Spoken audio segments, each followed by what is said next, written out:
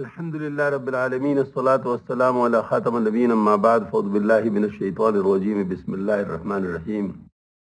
معزز خواتین و حضرات، آج اتوار کا دن ہے. اتوار کے دن بھی ہمارے ہاں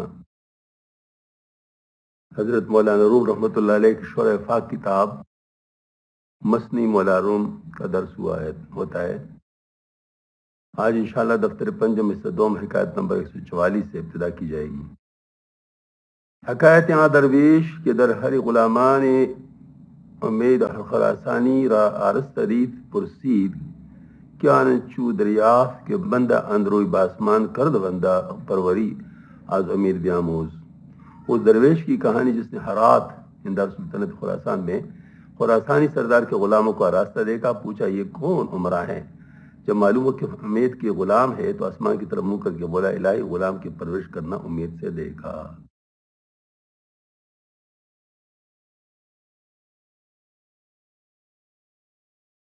ہاں، ہرات یہ خراسان کا ایک مشہور شہر ہے اور کبھی خراسان کا دارالسلطنت تھا. امید کے معنی غیاث میں سالار قوم کو لکھے ہیں. منہج القوا میں لکھا ہے کہ امید عربی میں مصطفی کو، بلاد روم میں دفتردار کو اور بلاد عجم میں عماد الملک کو کہتے ہیں. بظاہر قیاس امید بادشاہ خراسان کا کوئی اہلکار تھا. اس کہانی سے مقصود ہے کہ کمال صدق سے ہی بندہ قرب حاصل کر سکتا ہے. چنانچہ اس درویش نے جو گستاخانہ کلمہ کہا کہ خدا امید سے غلام پروری سیکھ لے، تو آگے چل کر بیان ہوگا کہ حاطف نے اس کا جواب دیا کہ تو بھی امید کے غلاموں کا صدق و صفا کا نمونہ پیش کر کے دیکھا. آئے کہ گستاخرو اندر ہری چون بدیدو خود غلام مہتری. یہ ایک موپٹ درویش نے ہرات میں جب ایک سردار کے غلاموں کو دیکھا، جامع اطلس کمر زیرین رواں روئی کردو سوئی قبلہ آسماں، کہ اطلس کے پوشاک پہنے اور سنہری کمر بند باندھے جا رہا ہے. تو اس درویش نے قبلہ آسمان کی طرف منہ کی اور دعا کی کہ خدا زی خواجہ صاحب منن چونی آموزی تو بندہ داشتن، کہ خدا تو اس صاحب حسنات سردار سے غلام رکھنا کیوں نہیں سیکھ لیتا؟ بند پروردن بیاموز اے خدا زی رئیس و اختیار شہر ماں، اے خدا اس رئیس اور ہمارے شہر میں کے بے اختیار افسر سے بند پروری سیکھ لے. بود محتاج و برہنا بے نوا در زمستان لرز لرزاں از ہوا. وہ درویش محتاج اور ننگا اور بے سامان تھا، سردی میں ٹھنڈی کی ہوا سے کانپتا لرزتا تھا. ہم بے ساتے کرد از خود بری جرت بن مودو از لمتری. اس لیے بے خود نے بے تکلفی کی اور پکڑ پن سے جرت کی. اعتمادش بر ہزارہ محبت کی ندیمی حق شد اہل معرفت. اس کو اس گستاخ اور جرت بھی تعالیٰ دار و بخشو پر بھروسہ تھا کہ اہل معرفت حق کے ہم نشین ہوتے ہیں، جو کچھ کہہ دے روا ہے. گر ندیم شاہ گستاخی کند تم کنچو تو نداری آسند. اگر تعالیٰ کا مقرب کوئی گستاخی تو اس کو روا ہے، تم ہرگز کوئی گستاخی نہ کرنا جبکہ تم ہمارا سہارا نہیں رکھتے جو اس ندیم حضرت کو حاصل ہے. حق میاں دادو میاں بے از کمر گر کسے تھا جے دہد او داد سر. تم کو یہ سمجھ لیں کہ حق تعالیٰ نے کمر بخشی اور کمر بند سے کمر بہتر ہے. اگر کوئی تاج دیتا ہے تو اس نے سر دیا ہے اور سر تاج سے افضل ہے. یعنی تم بھی کہیں بے تکلف درویش کی تقلید میں اپنے ضروریات و خواہش کو استحانہ لہجہ خدا کے سامنے پیش نہ کرنا، بلکہ اس نے جو نعمتیں دے رکھی ہے غور کرو تو ہم تم ان کے شکر سے بھی عہدہ برابر نہیں ہو سکتے. اصل میں یہ بہت مشکل چیز حضرت بیان فرما رہے ہیں، یہ کوئی آسان بات نہیں ہے سمجھانا جب تک یہ حال نصیب نہ ہو. اللہ جل شانہ کے ساتھ ہر شخص کا اپنا اپنا تعلق ہوتا ہے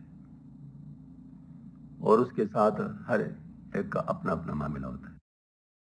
میرے خیال میں یہ قصہ تو آپ سب کو معلوم ہوگا کہ ایک گڈریا وہ کہہ رہا تھا اپنی زبان میں کہ اللہ تو کدھر ہے، میں تیرے پاؤں دباؤں، میں تیرے جوئیں نکالوں، ہاں جی میں یہ کروں، میں یہ کروں، جیسے انسان کے ساتھ کرتا ہے۔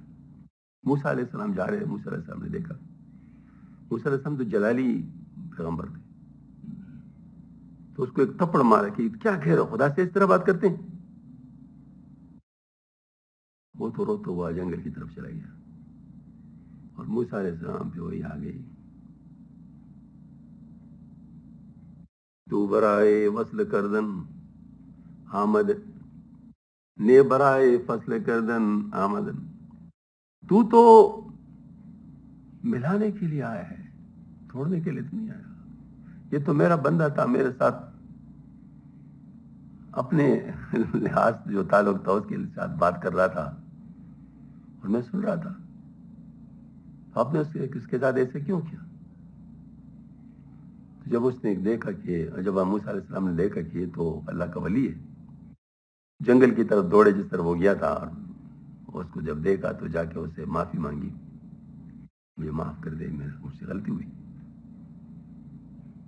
تو اس نے کہا کہ اے موسیٰ، تو نے تو مجھے اپنے رب کے ساتھ ملا دیا، آپ کے تپڑ نے تو وہ کام کیا جو میں عمر بھر نہیں کر سکتا۔ ہاں جی، مقصد یہ ہے کہ مجھے بادب بنا دیا، سبحان اللہ، مجھے بادب بنا دیا۔ تو یہ ہر ایک کے ساتھ ہر ایک کا اپنا معاملہ ہوتا ہے، اس لیے کہتے ہیں اللہ تعالیٰ جتنے لوگ ہیں اتنے اللہ تعالیٰ تک پہنچنے کے راستے۔ اب بعض لوگوں کی بڑی قربانی ہوتی ہے، اور ان قربانیوں کو اللہ پاک نے قبول کیا ہوتا ہے، اس لحاظ سے ان کے ساتھ عام قوانین کے مطابق معاملہ نہیں فرماتے۔ ہمارے حضرت سے تسلیم الحق صاحب رحمۃ اللہ فرماتے ہیں ان کے لیے قانون ہی الگ ہے مطلب یہ کہ ان کے ساتھ معاملہ ہی مختلف ہوتا ہے۔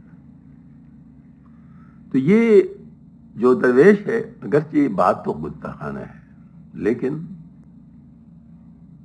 اس کا اپنا حال تھا۔ حضرت مولانا یعقوب نانوتوی رحمۃ اللہ علیہ حضرت حاجی صاحب رحمۃ اللہ علیہ کا خلیفہ تھے، لیکن مجذوب نما تھے۔ ایک دن اپنے ساتھ بات کر رہے تھے اور کہہ رہے تھے کہ اس نے یہ کہا تو میں نے یہ کہا، اس نے یہ کہا تو میں نے یہ کہا، اس نے یہ کہا تو میں نے یہ کہا، پھر اس نے کہا بکو مت۔ تو کسی نے سن لیا تو جا کر مولانا قاسم نانوتوی رحمۃ اللہ علیہ سے عرض کیا، تو حضرت ڈر کے ہمارے بیٹھ گئے، فرمایا مجذوب ہے نا تبھی تو ایسی بات کی ہے، اگر ہم ایسی بات کر لیں ہماری گردن نہ پی جائے اگر ہم ایسی بات کریں تو ہماری گردن نہ پی جائے۔ مطلب یہ ہے کہ ہم لوگ دیکھیں نا، ہر ایک شخص کے ساتھ اس کے حال کے مطابق معاملہ ہوتا ہے۔ ایک بچہ جو ہوتا ہے نا، وہ آتا ہے، وہ کہ حضرت مرزا مظہر جان جانا رحمۃ اللہ علیہ بہت نازک مزاج، بہت ہی نازک مزاج۔ اس نازک مزاجی کے ساتھ یہ مسئلہ تھا کہ جو ان کو تکلیف پہنچاتے تو پھر خود ان کو مصیبت آ جاتی، کوئی پریشانی آ جاتی۔ تو یہاں تک کچھ دوستوں نے کہا کہ حضرت کچھ معاف بھی کر لیا کرے، انسان ہوتا ہے، کمزور ہوتا ہے۔ تو حضرت نے فرمایا میں تو اسی وقت معاف کرتا ہوں، مجھے کیا خوشی ہے کہ آپ صلی اللہ علیہ وسلم کی کسی امت کی تکلیف ہو، لیکن میں کیا کروں، اللہ پاک معاف نہیں فرماتے۔ تو یہ معاملہ ایسا تھا کہ حضرت کے ایک مرید تھے، ان کے بچے تھے، تو حضرت چاہتے تھے کہ ان کے بچوں کو لائیں، ان کے ساتھ عجیبے لائیں، تو ان سے فرمایا کہ وہ اپنے بچوں کو لائیں۔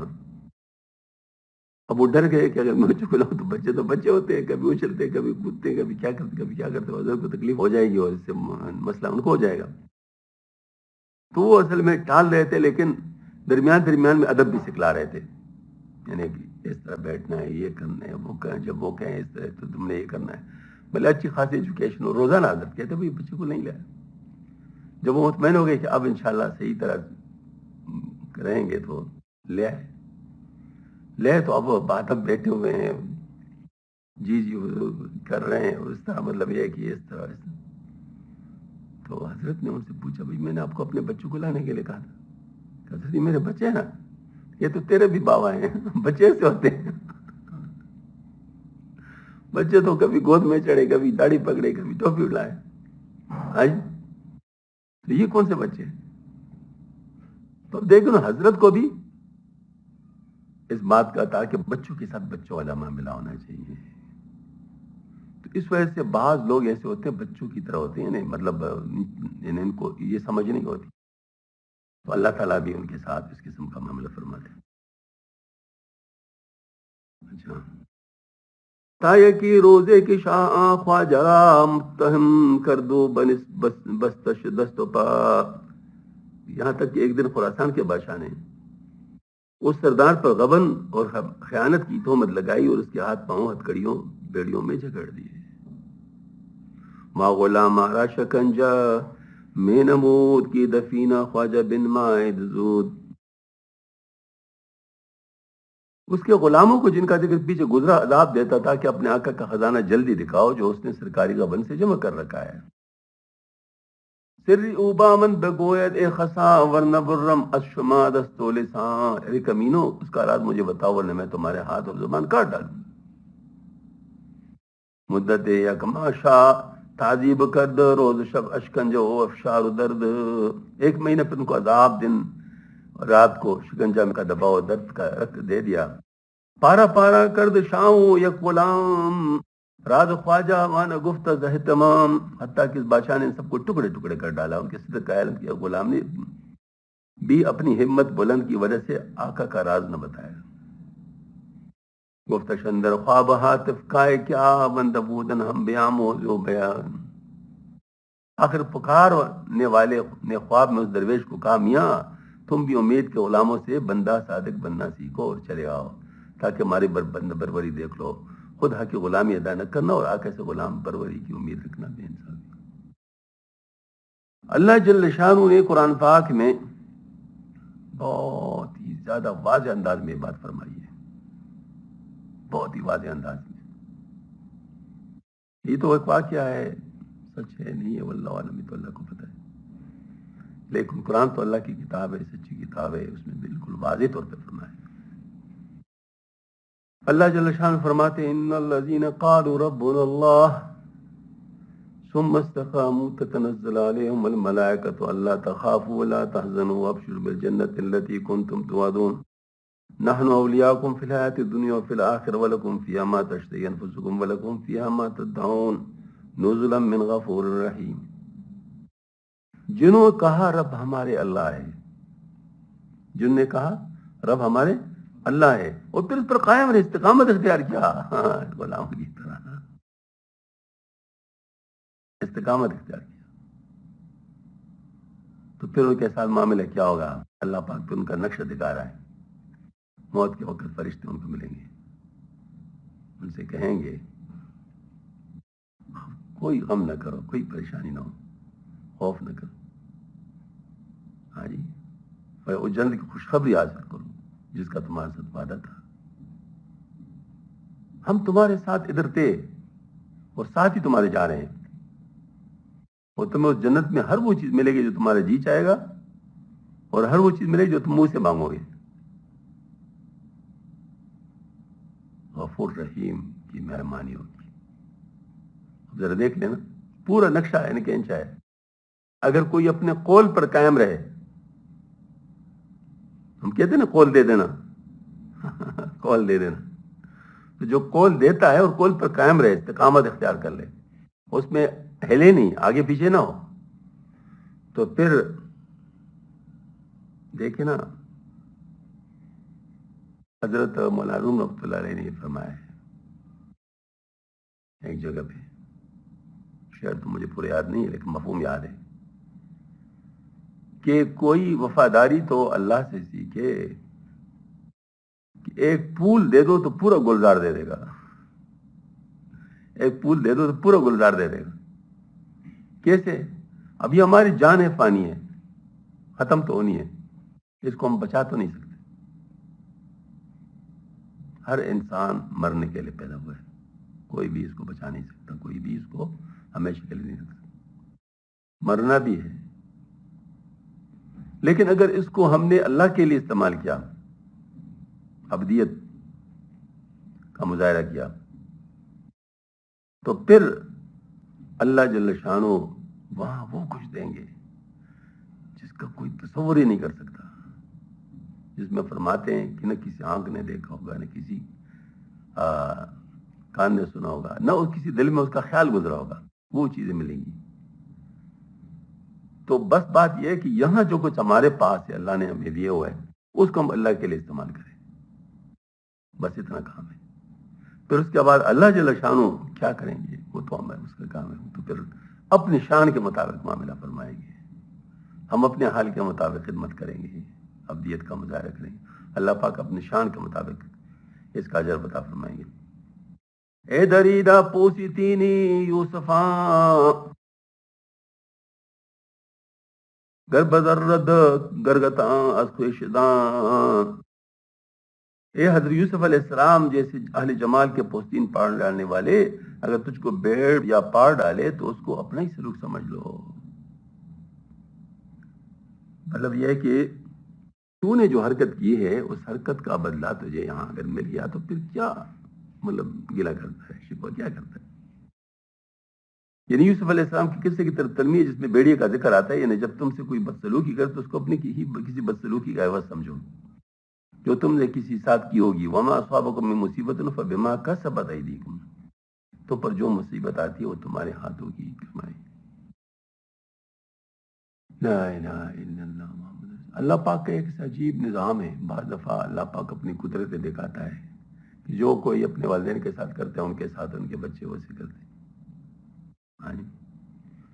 اور دوسروں کے غیر محرموں پر کوئی بری نظر ڈالتا ہے تو اس کے محرموں پر لوگ بری نظر ڈالتے ہیں، باقاعدہ یعنی کنفرم بات ایسا ہوتا ہے۔ تو یہ کا مطلب ہے کہ کوئی آدمی جب کوئی معاملہ اللہ پاک کے قانون کے خلاف ورزی کا کرتا ہے تو اسی دنیا میں ہی کچھ لوگوں کے ساتھ اس قسم کی باتیں ہو جاتی ہیں لوگوں کو سکھانے کے لیے۔ زانچے میں بافی ہما روزہ بپوش، زانچے می کاری ہما سالہ بنوش،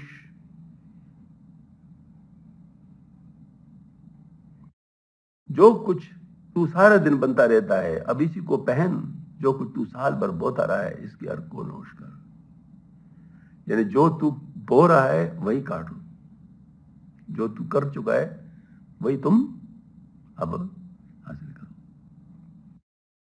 یہ مولا نصیر الدین توسی جو تھے بڑے گستاخ تھے، صحابہ کے بارے میں بڑی گستاخی کی تھی۔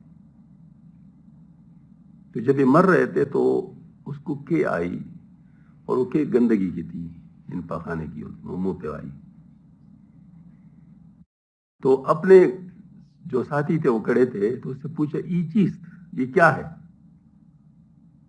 تو اس دوست نے کہا آنچ خوردیس، وہ جو تو نے کہا ہے وہی ہے، یہ زمانی مطلب اصل میں بھی تو وہی ہے جو انسان نے کہا ہوتا ہے، اور جو تو نے بکا ہے وہ اسی منہ سے تو تمہیں اس طرح اب نظر آ ہے۔ تو یہ ہوتا ہے کہ بعض دفعہ اللہ تعالیٰ جو ہے نا وہ ایسا معاملہ کر دیتے لوگوں کے ساتھ، لوگ کو سمجھانے کے لیے۔ فیل تستی قصب ہائے دم بدم ای بود مانائے قد جف القلم۔ اللہ اکبر، بار بار کے غصے جو تجھے متواتر مسائل پر آ رہے ہیں، خواہ تیرے فعل کا خود تیرے فعل کے نتیجے ہیں۔ جف القلم کے معنی یہی تھے، پچھلی دفعہ بھی یہ بات چلی تھی، جف القلم کا مطلب یہ ہے کہ نگردت سنت ما از رشد، نیکی راہ بہت بدراست بد، کہ ہمارا دستور باقاعدگی سے منحرف ہونا نہیں ہوتا، چنانچہ نیک کے لیے نیکی ہوگی، بد کے لیے بدی ہوگی۔ یعنی سنت اللہ فی الذین خلو من قبل ولن تجد سنت اللہ تبدیلا، جو لوگ پہلے وہ گزرے ہیں ان پر بھی خدا کا یہی دستور رہا ہے، اور اے پیغمبر خدا کے دستور میں ہرگز کسی طرح کا رد و بدل نہیں پاؤ گے۔ اگر کہا جائے کہ جب جزائے اعمال خدا ان تعالیٰ کی سنت ہے، اس کی سنت مبدل نہیں ہو سکتی، اس کی ایمانی کے اعمال بد کی سزا ضرور ملتی ہے، وہ معنی معاف نہیں ہو سکتے۔ ان کی بات غلط ہے کیونکہ اللہ تعالیٰ کا غفور و مسلم ہے۔ تو اس کا جواب یہ ہے کہ کہ جس طرح اللہ تعالیٰ کا جزائے اعمال اللہ تعالیٰ کی سنت ہے، اس طرح بعض مجرموں کو معاف کر دینا بھی اس کا سنت ہے، اور معافی سے تبدیل سنت لازم نہیں آتی، بلکہ ایک سنت کے بجائے دوسری سنت کا عمل لا جاتا ہے۔ تبدیل سنت اس صورت میں لازم ہے جب اللہ تعالیٰ کسی کو سزائے اعمال دینا چاہتا ہے تو کوئی امر خارجی اس سے مانع ہوتا ہے، حالانکہ اللہ تعالیٰ نے تمام مانع خارجی کی نفی فرما دی ہے، کما قال واتقوا یوما لا تجزی نفس عن نفس شیئا ولا يقبل منها شفاعۃ ولا يأخذ من لدن ولا هم ينصرون۔ آگے اعمال حسنہ کی تاکید اور جبر کے خیال سے اعمال حسنہ کو چھوڑ بیٹھنے پر تاکید فرما دی۔ بات چل رہی تھی جبر و اختیار کی، اس کی طرف پھر حضرت لا رہے ہیں۔ کارکن دیوا سلیما زندہ است تا تو دیوی تیغ او برند است، دیو کی طرح سرکشی کرنے والے آدمی اطاعت و عبادت کا کام کیا جا، کیونکہ سلیمان یعنی حقیقت تعالی شان زندہ جاوید و حی لا یموت ہے، جب تک تو سرکشی میں مثل دیو ہے اس کے تیغ سیاست تیرا سر قلم کر دینے کے لیے کافی ہے۔ مقصد یہ ہے کہ تیرے لیے بھی قانون موجود ہے، ٹھیک ہے، بعض دفعہ ڈیل دی جاتی ہے، لیکن ڈیل دینے کا مطلب یہ نہیں کہ وہ چیز ختم ہو جاتی ہے، وہ اپنے وقت پر آ جاتی ہے، اپنے وقت پر آ جاتی ہے۔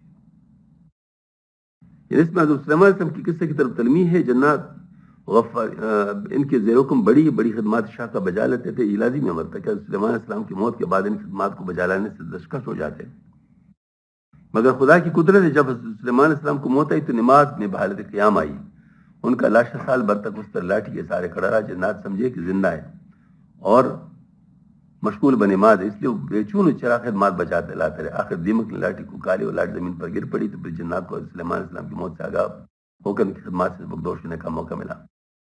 مولانا فرماتی کہ خدا تعالیٰ حی لا یموت ہے، تم اس کی اطاعت و عبادت بجا لاتے رہو، اگر جنات کی طرح سرکشی کرو گے تو سزا پاؤ گے۔ یعنی وہ سلیمان علیہ السلام تو اپنی زندگی پوری کر کے دنیا سے تشریف لے گئے، لیکن اللہ جل شانہ تو حی لا یموت ہے، جس وجہ سے اللہ جل شانہ کے سامنے اپنے آپ کو حاضر سمجھ کر ٹھیک ٹھیک طریقے سے عمل کرنے کو شروع کر لیں۔ چوں فرشتہ گشت از تیغ ایمنست و سلیما ایمنو از خوف رست، بندہ جناتی سرکشی چھوڑ دے اور فرشتہ بن جائے تو اس کی تیغ سیاست سے اس امن میں ہے، اور سلیمان حقیقت کی طرف سے مطمئن اور خوف سے رستگار ہے۔ از سلیما ہی جو اورا خوف نیست،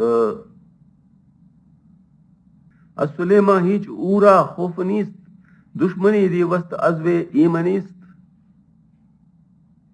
سلیمان سے اس کو کوئی خطرہ نہیں کیونکہ وہ دیو کا دشمن ہے اور اس سے فرشتہ کو امن ہے۔ یہ شعر معتبر نسخوں میں نہیں ہے، مطلب یہ ہے کہ الہا کی معلومات ہے۔ حکم او بردے او باشد نے ملک، رنج در خاکست نے فوق فلک، ان کی طرف سے سزا کا حکم دیو یا دیو سیرت انسان کے خلاف ہوتا ہے، نہ کہ فرشتے کے خلاف۔ سزا کی تکلیف خاک کی مخلوق میں جاری ہوتی ہے، نہ کہ آسمان کے اوپر کی مخلوق یعنی ملائکہ میں، کہ وہ اللہ کی نافرمانی کرتے ہی نہیں۔ ترک کن ای جبر را کہ بستہیس تابدانی سر سر جبر جیس، اے جبری اس جبر کے عقیدے کو چھوڑ دے جو بالکل بیہودہ ہے، تاکہ تجھے معلوم ہو جائے کہ جبر کے راز کا راز کیا ہے۔ یہ جبر کا عقیدہ جو کچھ کرنا تھا اللہ تعالیٰ کر چکا، اب ہمارے اعمال اس میں تغیر نہیں آ سکتا، بالکل فضول و محمل عقیدہ ہے جس سے بندے کا تعطل لازم آتا ہے۔ البتہ جبر کا ایک راز ہے اور وہ یہ کوئی امر اللہ تعالیٰ کی قدرت و اختیار سے باہر نہیں ہے۔ بندہ جو کچھ اختیار خود کرتا ہے وہ بھی حق تعالیٰ کے اختیار میں ہوتا ہے۔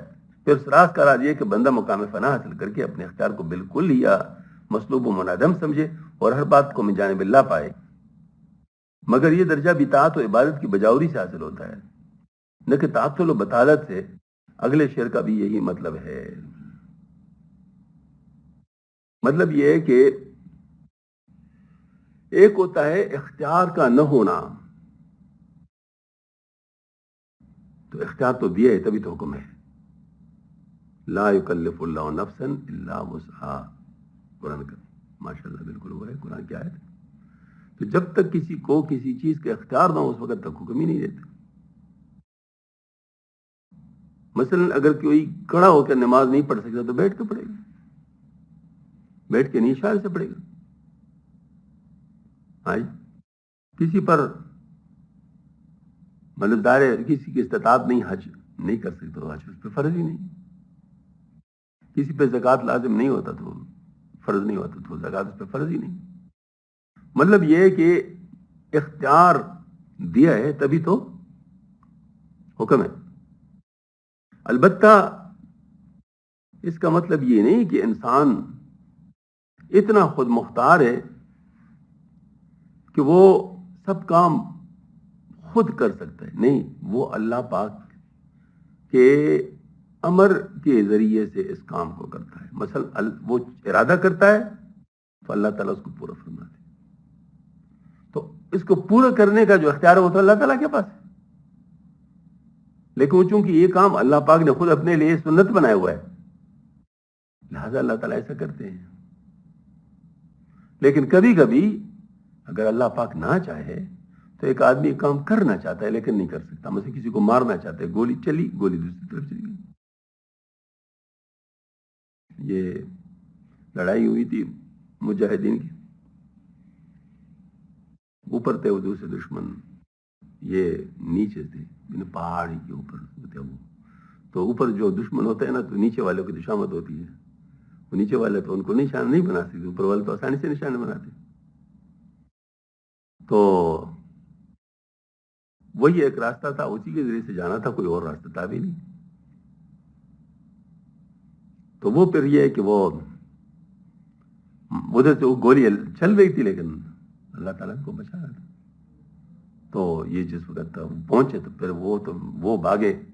پھر ان کو راستہ نہیں مل رہا تھا، کیونکہ ظاہر ہے جب یہ ایک دفعہ چڑھ پڑے تو پھر تو اس کے بعد تو ان کے لیے وہ راستہ اوپن ہو گیا نا. تو پھر تو ان کو پتہ چل گیا کہ جب یہ حالت تھی تو یہ بچے، تو اب ہم کیا کر سکتے. تو پھر وہ بس بھاگ پڑے. پھر ان لوگوں نے چن چن کے ان کو مارا. تو ایسا کبھی کبھی ہوتا ہے لیکن ہو سکتا ہے. شیخ عبداللہ اعظم رحمۃ اللہ تھے جس میں افغان مجاہدین کے کرامات کی کتاب لکھی. اس میں ایک واقعہ لکھا ہے کہ ایک مجاہد کے اوپر پورا کلاشنکوف ایک شخص نے خالی کر دیا اور وہ گولیاں پیٹ پر سے ادھر ادھر جا رہی تھی. اب ادھر اگر کوئی کلاشنکوف رکھتے تو مجھے بتاؤ کس طرح جا سکتی ہے. کوئی لوہا تو نہیں ہے، اسٹیل تو نہیں ہے. ہاں جی. بس بعض دفعہ اللہ تعالیٰ دکھا دیتا ہے. تو یہ ہے اختیار، کرتا اللہ ہی ہے، لیکن اللہ نہ چاہے تو پھر کوئی نہیں کر سکتا. جب ہم کہتے ہیں انشاءاللہ، اس کا مطلب یہ ہوتا ہے. انشاءاللہ کا مطلب یہ نہیں کہ میں نے کرنا نہیں ہے. آج کل تو لوگ اس کا مطلب یہ لیتے ہیں نا کہ جو کام نہیں کرنا ہوتا اس کے ساتھ انشاءاللہ کہتے ہیں. نہیں، وہ بہت گستاخی. ہاں جی، انشاءاللہ کا مطلب ہے کہ میں کرنا بھی چاہوں گا لیکن اگر اللہ پاک نہیں چاہے گا تو نہیں ہوگا. اس پہ ایک واقعہ ہمارے بچوں کی کتابوں میں تھا جو ہم نے بھی پڑھے کہ ایک شخص گدھا خریدنے کے لیے جا رہا تھا. تو ایک دوست اس کو ملا، انہوں نے کہا کہ بھائی کدھر جا رہے؟ کہتے بازار جا رہا ہوں گدھا خریدنے. کہ انشاءاللہ تو کہو نا. اس نے کہا انشاءاللہ کی کیا ضرورت ہے، پیسے میرے پاس ہے، گدھا مارکیٹ میں ہے، میں جاؤں گا گدھا لے لوں گا، بس بات ختم. ہاں جی، چلو جاؤ. وہاں گیا تو اس کی جیب کٹ گئی. جیب کٹ گئی تو اب گدھے کا سودا کیا، پیسے نہیں، بس ختم. اب واپس آ رہا تھا تو وہی دوست ملا. کہتے کیوں بھائی گدھا نہیں ملا؟ کہتے انشاءاللہ گدھا نہیں ملا. جہاں انشاءاللہ کی ضرورت ہی نہیں تھی وہاں پر بھی انشاءاللہ میرے پیسے گم ہو گئے. پتہ نہیں کیا ہے، ہر چیز کے ساتھ انشاءاللہ پھر کہہ رہا تھا. تو یہ بات ہے کہ یہی بات انشاءاللہ کہنے کا مطلب یہ ہے کہ اگر اللہ نہیں چاہے گا تو وہ نہیں ہو سکتا. یہی اللہ پاک کے اختیار کا استظہار ہے.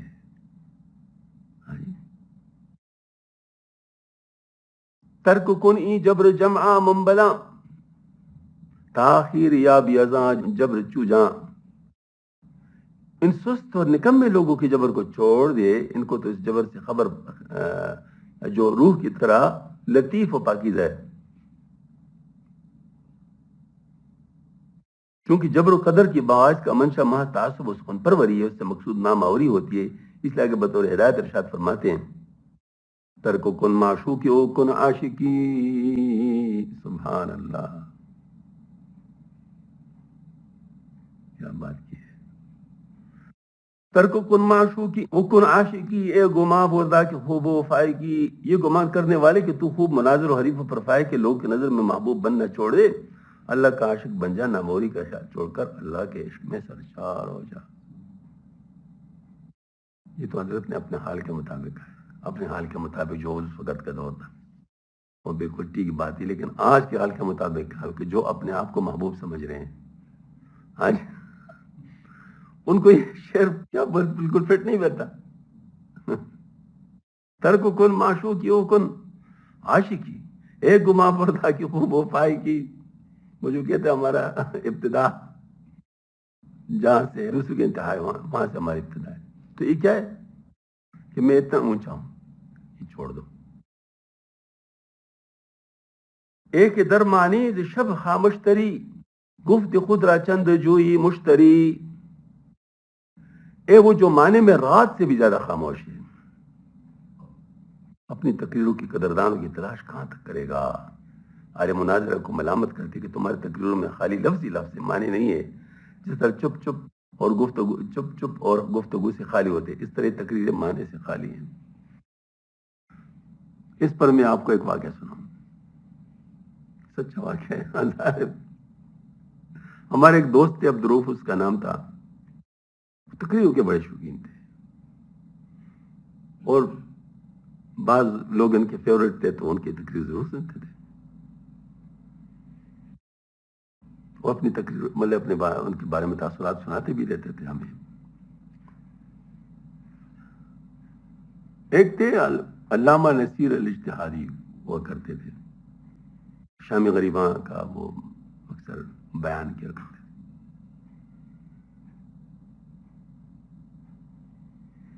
ایک دن وہ تھا بیان تھا ٹی وی پہ، ٹی وی کامن روم میں تھا اور آگے ڈائننگ ہال تھا. تو ہم کامن روم سے ہوتے ہوئے ڈائننگ ہال میں جاتے تھے تو دیکھا کہ ٹی وی پر ان کی تقریر لگی ہوئی ہے اور بیٹھنے والوں میں وہ بھی شامل ہے. ظاہر حسب محال اس کو تو ہونا تھا، شامل تھے. ہم تو ڈائننگ ہال چلے گئے کھانا کھانے. واپس جب آ رہے تھے تو دیکھا کہ وہ سب لوگ اٹھ کے آ رہے ہیں، وہ بیان ختم ہو چکا ہے، تقریر ختم ہو چکی ہے. ان سے ملاقات، بھائی عبدالروف صاحب کیا کہا علامہ صاحب نے، کچھ ہمیں بھی سناؤ. ہاں جی. تھوڑی دیر سوچتے رہے، کہتے کہا تو کچھ بھی نہیں. میں نے کہ اسی کو لفاظی کہتے ہیں، اسی کو لفاظی کہتے ہیں. الفاظ سے شیشوں کا آسمان بنا لیتے ہیں. وہ لوگ سمجھتے ہیں واہ واہ واہ واہ واہ، جب سوچے تو پتہ ہی کچھ بھی نہیں ہوتا. یہ بچوں کے نہیں ہوتے وہ جو مطلب وہ اس طرح روئی کی طرح چیز جو بنتی ہے وہ میٹھی. ہاں اچھا ہاں، وہ جو ہے نا وہ اس کو آپ ہاتھ لگا دے تو بس ختم. بازار بڑی زبردست چیز ہوتی ہے لیکن ہاتھ لگاؤ تو کچھ بھی نہیں. تو یہ مطلب بولتے ہیں یعنی جو لوگ معنی سے خالی بولتے ہیں، معنی کی طرح ہوتے ہیں بس، لیکن بولتے جاتے ہیں. سربجم بانند پیشت بہر تو رفت در سودائی اینشا دہری تو. یہ تیری تقریر سننے والے تیرے حوصلے کو بڑھانے کے لیے تیرے آگے سرے لاتے ہیں، انہی سامعین کا دل لبانے کی شوق میں تیری عمر گزر گئی. یہ شاعروں کے لیے بات کی ہے. شاعر جو ہے نا مشاعرے میں یہ ایک دوسرے کے اشعار پر واہ واہ کہتے جاتے ہیں. یہ ان کا پورا ایک پروٹوکول ہے. تو بلکہ یہاں تو کہتے دوبارہ ارشاد فرمائے، دوبارہ ارشاد فرمائے. بلکہ بعد ہوتے من چلے درمیان میں بیٹھے ہوتے ہیں تو وہ کوئی جتنا فضول شعر ہوتا ہے نا وہ کہتے دوبارہ ارشاد فرمائے.